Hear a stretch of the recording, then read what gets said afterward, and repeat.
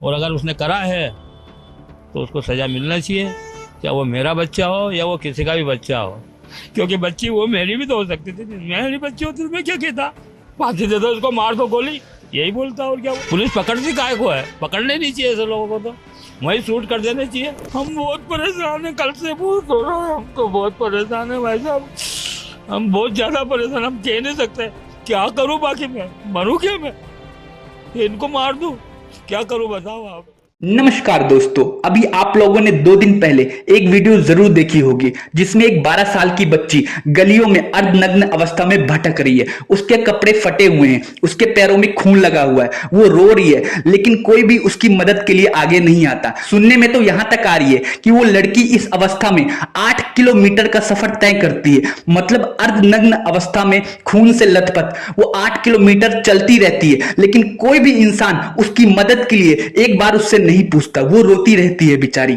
यहां तक कि आप लोगों ने सीसीटीवी कैमरे में ये फुटेज भी देखी होगी कि वो लड़की एक आदमी के पास जाती है जो कि अपने गेट के दरवाजे पे खड़ा होता है, और वो लड़की और वो आदमी दोनों कुछ बातचीत करते हैं। उसके बाद वो लड़की आगे निकल जाती है, लेकिन उस आदमी ने उस लड़की की मदद नहीं करी, ना ही पुलिस को सूचना दी इस बारे में। तो दोस्तों, अब आप लोगों के मन में ये बात आ रही होगी कि आखिर ये लड़की कौन है, कहां से आई, कैसे इसकी यह हालत हुई और उसके पीछे कौन जिम्मेदार है, और आखिरकार कैसे ये पुलिस तक बाद में पहुंची। तो दोस्तों, आज की इस वीडियो में हम इसी बारे में डिटेल में बात करेंगे कि आखिर इस लड़की का गुनहगार कौन है, कि लड़की यहां तक कैसे पहुंची और इसके पीछे की पूरी क्या कहानी है। तो दोस्तों, वीडियो में आगे बढ़ने से पहले मैं चाहूंगा आप मेरे इस चैनल को सब्सक्राइब कर लो, ताकि मैं थोड़ा मोटिवेट हो सकूं आप लोगों के लिए और भी अच्छी और बेहतरीन वीडियो बनाने के लिए। तो दोस्तों, वीडियो में आगे बढ़ते हैं। तो दोस्तों, इसके लिए हमें समय में थोड़ा पीछे जाना पड़ेगा। यह बात है 24 सितंबर की, जब एमपी के सतना जिले के जैतवाड़ा थाने में एक बुजुर्ग आदमी आता है। वो पुलिस से बोलता है कि इसकी पोती सुबह स्कूल के निकली थी।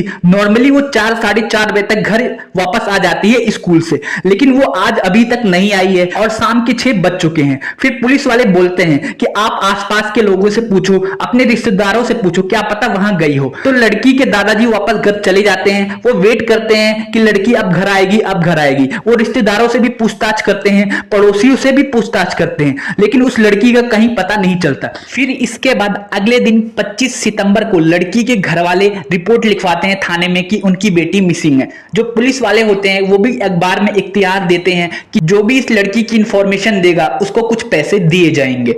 तो दोस्तों, इसके बाद एक वीडियो वायरल होती है ट्विटर पे, फेसबुक पे, इंस्टा पे, कि एक लड़की अर्धनग्न अवस्था में उज्जैन की गलियों में घूम रही है। उसके बाद फिर जैसे कि मैंने आप लोगों को बताया कि वो 8 किलोमीटर तक ऐसे ही अर्धनग्न अवस्था में चलती रही और किसी ने उसकी मदद नहीं की। उसके बाद वो चलते चलते एक आश्रम के पास पहुंची। उस आश्रम का नाम है डंडी सेवा आश्रम। जैसे ही वो उस आश्रम के पास से गुजर रही थी, तभी उस आश्रम के जो आचार्य हैं राहुल शर्मा, वो भी वहीं से गुजर रहे थे।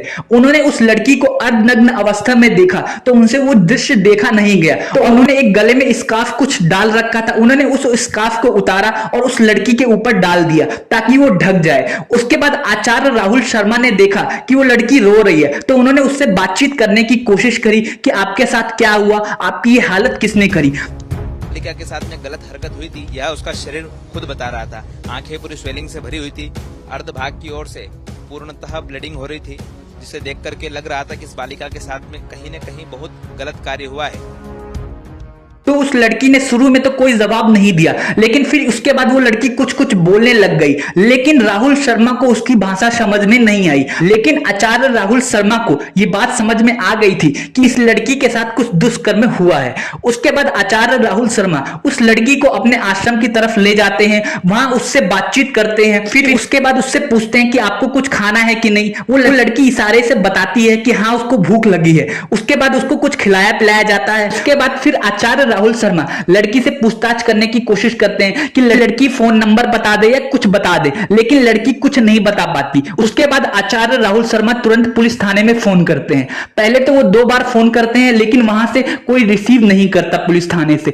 उसके बाद उज्जैन महाकाल एक थाना है, वो वहां पे कॉल करते हैं और वहां पे कोई पुलिस वाला फोन रिसीव करता है। आचार्य राहुल शर्मा सारी घटना बताते हैं। उसके बाद 20 मिनट के अंदर पुलिस वाले उस आश्रम के पास आ जाते हैं। उसके बाद आचार्य राहुल शर्मा उस लड़की को पुलिस के हवाले कर देते हैं। तो दोस्तों पुलिस वाले तुरंत उस लड़की को हॉस्पिटल भेजते हैं और उसकी जांच करवाते हैं। जांच में ये बात साबित हो जाती है कि इस लड़की के साथ दुष्कर्म हुआ है। फिर उसके बाद पुलिस वाले इस लड़की से काफी पूछताछ करने की कोशिश करते हैं, लेकिन ये लड़की कुछ बता नहीं पाती है और ना ही पुलिस वालों को इस लड़की की कोई भाषा समझ में आ रही थी। फिर इसके बाद पुलिस वाले एक चाइल्ड काउंसलर को बुलाते हैं। चाइल्ड काउंसलर उस लड़की से आराम से प्यार से बातचीत करती है और पूछने की कोशिश करती है। उसके बाद लड़की कुछ कुछ बताती है। फिर उसके बाद पुलिस वाले क्या करते हैं, उस लड़की की तस्वीर को उज्जैन के और एमपी के अलग अलग थानों में भेजते हैं। वहां से फिर उनको बाद में पता चलता है कि ये लड़की सतना की है और सतना जिले के जैतवाड़ा थाने में इसकी मिसिंग रिपोर्ट लिखवाई गई है। उसके बाद सारा मैटर क्लियर होता है। फिर उसके बाद क्या होता है, क्योंकि ये लड़की सही तरीके से बता नहीं पा रही थी कि इसके साथ क्या हुआ है क्या नहीं, फिर इस लड़की को ट्रैक किया जाता है कि आखिर ये लड़की कहां से आई है, कहां कहां गई। मतलब सीसीटीवी कैमरे के फुटेज के हिसाब से इसको ट्रैक करने की कोशिश की जाती है। उसके अलावा जिन लोगों ने इस लड़की को जहां जहां देखा था उन लोगों से भी पूछताछ करने की कोशिश की जाती है। तो दोस्तों जांच के दौरान पुलिस को एक बात और पता चलती है कि ये लड़की इंटेलेक्चुअल डिसेबिलिटी से ग्रसित है। मतलब इसको एक बीमारी है, ये एक मंद बुद्धि है, ये चीजों को जल्दी समझ नहीं पाती, ना ही उसका रिस्पॉन्स कर पाती है। और साथ ही साथ पुलिस वालों को यह भी पता चलता है कि जो इसके फादर थे उनको भी ये बीमारी थी। इसके अलावा जो इसकी मदर थी वो 12 साल पहले इन लोगों को छोड़ के कहीं भाग गई थी और ये अपने दादाजी, नानी और साथ में इसका एक बड़ा भाई है, 3 साल इससे बड़ा है, उसके साथ रहती है।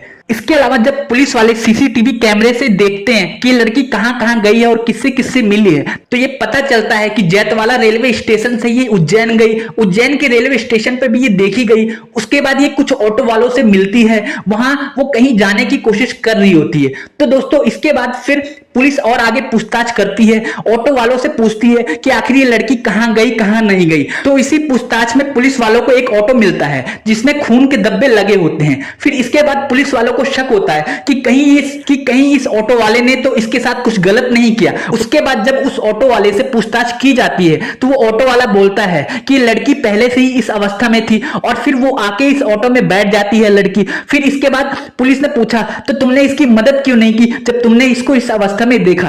तो इस बात पे वो ऑटो वाला सही से जवाब नहीं दे पाता। फिर पुलिस वाले बोलते हैं यहां तक कि तुमने पुलिस को रिपोर्ट भी नहीं लिखवाई, इसका मतलब जरूर कुछ गड़बड़ है। फिर इसके बाद वो ऑटो वाला भागने की कोशिश करता है और उसी दौरान वो भागते भागते पुलिस वालों पे पत्थर भी मारने की कोशिश करता है। इसी बीच पुलिस उसका एनकाउंटर कर देती है और गोली उसके पैर में जाके लगती है और वो ऑटो वाला घायल हो जाता है। इसी बात से ये पुष्टि हो जाती है कि जरूर कुछ गड़बड़ था, इस ऑटो वाले ने जरूर इसके साथ कुछ किया था।